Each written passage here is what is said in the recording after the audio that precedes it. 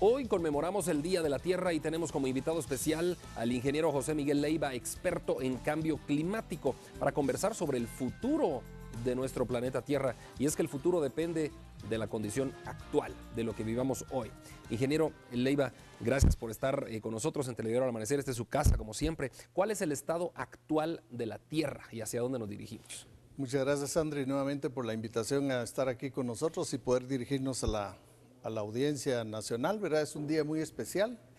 Recordemos que este día fue instaurado en 1970 por un senador norteamericano de apellido Nelson, y luego lo adoptó Naciones Unidas y se ha declarado como el Día Mundial de la Tierra en 196 países, ¿verdad? La situación de la Tierra actualmente, Andri, es muy difícil. Podríamos decir, lamentablemente, que el planeta Tierra está enfermo. El planeta Tierra es un planeta vivo, es un ser viviente, ¿verdad?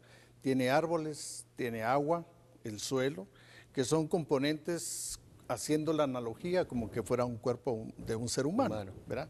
La Tierra respira, tiene circulación, que son los ríos, y tiene el sustento básico de esos componentes, que es la tierra, el suelo. Entonces, es un ser vivo. Lamentablemente hay un virus que la está destruyendo, y ese virus, podríamos decir, perdone el calificativo, es el ser humano. La humanidad está destruyendo el planeta Tierra. Estamos creciendo a un nivel exponencial de más o menos 7,000 millones de personas en el mundo actualmente, que sobrepasó la capacidad de carga declarada hace 10 años, que más o menos eran 4,000, 4,500 millones. Ahora tenemos 7,000. Eso está demandando muchos recursos, y bienes y servicios de la tierra, bienes y servicios del bosque, bienes y servicios del agua, bienes y servicios del suelo. Más o menos, de acuerdo a los datos últimos de la Convención Marco de Naciones Unidas sobre Desertificación y Sequía, más o menos unas 1,500 millones de personas están viviendo en áreas con suelos totalmente degradados.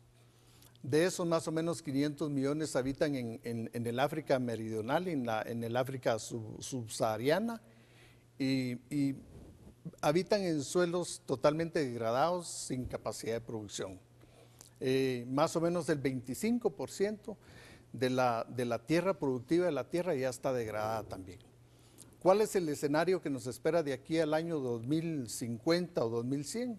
Si los suelos están degradados, vamos a tener una hambruna total en varios países, ¿verdad? Especialmente países de África. Cosa que ya se vive actualmente, pero en el 2050 usted proyecta que va a ser peor esto. Va a ser peor en el año 2100, porque la tierra está degradada. Prácticamente, cuando hablamos de tierra degradada, es porque la capacidad productiva se ha perdido. Entonces ahí vienen, ya van a entrar otro tipo de tecnología, que por ejemplo son la biotecnología, cultivos más avanzados que no están al alcance de la gente muy pobre. Básicamente, en las tierras degradadas habita totalmente la gente que está en extrema pobreza, en pobreza extrema. Ahora, esa es la situación. Y la guerra las guerras pudieran ser en el futuro por agua, ¿no? Ya Sí. no por recursos como petróleo ni nada de esto, sino que más bien por sobrevivir, por agua. Sí, el agua es un recurso básico. Aquí en Guatemala nosotros tenemos un parque de agua más o menos de 98,000 millones de metros cúbicos, pero prácticamente no hacemos un uso sostenido del recurso hídrico. Esa agua se está perdiendo, se está subutilizando. Ahora vemos los ríos más importantes de Guatemala que no tienen prácticamente el caudal que tenían antes. Entonces, esa agua, mucha de ella sirve para la producción agrícola y actualmente no está disponible. El nivel freático del suelo, del agua subterránea, también está cada vez más profunda, y cuando el agua está más profunda tiene elementos químicos que la hacen no potable. En términos generales podríamos decir que el planeta está en una encrucijada. Estamos llamados todos los seres humanos en el mundo a conservar la tierra, a conservar los bosques. Por ejemplo, en el tema de bosques. ¿Cuál es el papel de los bosques actualmente en el planeta Tierra? Bueno, los bosques son los más importantes porque capturan el dióxido de carbono. Recordémonos que la revolución industrial... Pero están siendo talados, ¿no? Están siendo prácticamente deforestados. A medida que, bueno, más o menos se pierden 13 millones de hectáreas anuales de bosque en todo el mundo. Algunos países han logrado recuperar digamos, su cobertura forestal, pero otros la tienden a perder más seguido o más frecuentemente o con mayor aceleración. Pero el papel de los bosques es la captura de carbono.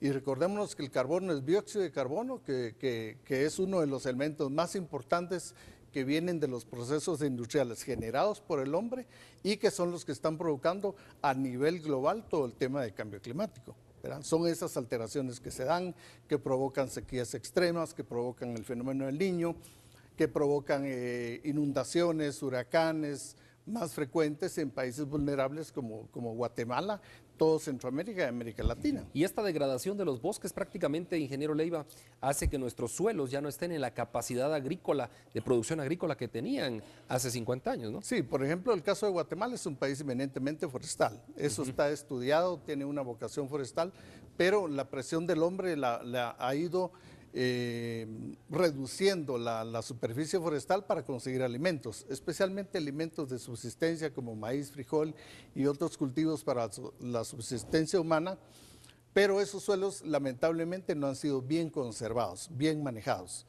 y eso provoca que haya procesos de erosión acelerada, que se degrade la fertilidad y que prácticamente se dé aquel fenómeno de agricultura migratoria o itinerante, que ellos van de un lugar a otro, cultivando la tierra y deforestando. Lamentablemente es un círculo vicioso que se da en este tipo de países, que somos países muy pobres, especialmente en el área rural. En el caso de Guatemala lo vemos en Petén, en la franja transversal del norte.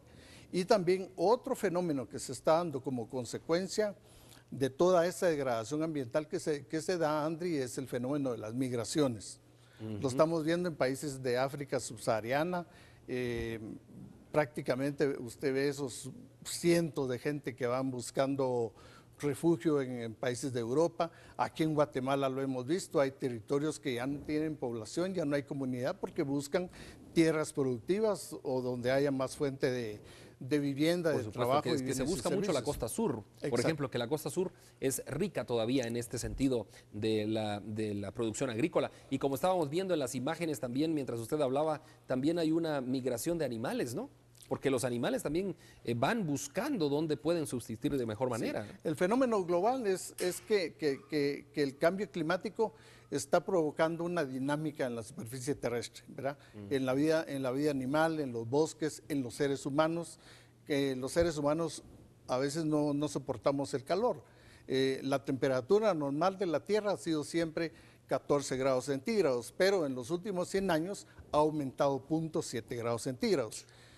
De aquí al año 2050, si la emanación de gases de efecto invernadero continúa a ritmo actual, prácticamente vamos a tener unos 2.5 hasta 4 grados centígrados de temperatura, donde cualquier ser humano y cualquier animal no va a aguantar esos niveles de temperatura. Prácticamente va a haber una muerte generalizada en el ser humano. Ingeniero, el tiempo se nos ha ido, es un tema maravilloso, un tema fantástico como para hablarlo aquí por varias horas, pero sí. Hablemos de Guatemala, la última cuestión de la entrevista. ¿Cómo visualiza usted el invierno en Guatemala, lo que se aproxima ya en el mes de mayo, que ha sido por años, el 3 de mayo, el inicio del invierno? ¿Cómo lo avisora? ¿Va a ser un invierno normal? ¿Va a ser un invierno, se va a presentar mucha sequía? ¿Cómo va a estar? Mire, el invierno, ahorita en abril tenemos algunas lluvias convectivas, ya en algunas partes del territorio nacional empezó a llover, pero la acentuación normal del invierno va a ser en el mes de mayo. Y tenemos una canícula prevista siempre entre julio y agosto, pero de acuerdo a la NOAA de los Estados Unidos, está previsto un 70% de seguridad de la presencia del fenómeno del Niño, prolongado a los niveles más o menos iguales o superiores a los presentados el año pasado. Esto significa, Andri, que debemos estar preparados con mecanismos de emergencia para asistir a la gente más pobre, llevar alimentos, llevar agua y ayudarlos porque es la gente más vulnerable a las enfermedades, a la desnutrición, a tantos fenómenos que que están asociados a las canículas, ¿verdad? Bueno, la entrada del invierno lo vamos a tener de nuevo con nosotros para que nos amplíe más información, y respecto a esto también nuestros televidentes que son agricultores van a necesitar mucho escuchar esa disertación suya. ¿Cómo se despide de los guatemaltecos? Un mensaje por este Día de la Tierra. Bueno,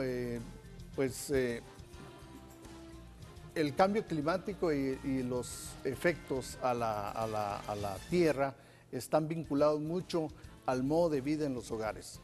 Yo invito a todos los guatemaltecos a que lleven un estilo de vida moderado, no exageradamente consumista.